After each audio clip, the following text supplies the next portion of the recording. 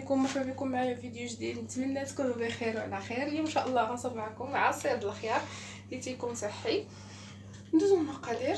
بسم الله. عندي سيترو د الماء، عندنا 6 معالق سكر سنيده، واحد عصير حامضه ونص، واحد 2 خيارات مقطعين اطراف. ندوزو للطريقه. غنجيب الكاس ديال الميكسور، غنخوي فيه واحد السيترو د الماء. اللي ما بغاش الحامض اللي عنده المركز يستعملو.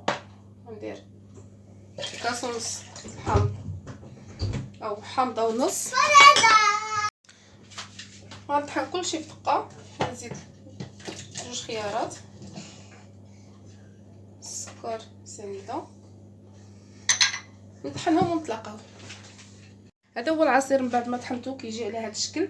نتمنى تجربوه. كما كنعرفوا ان الخيار غني بكميه من الماء وكيصلح لتقويه الجسم والناس اللي كيتبعوا الحميه.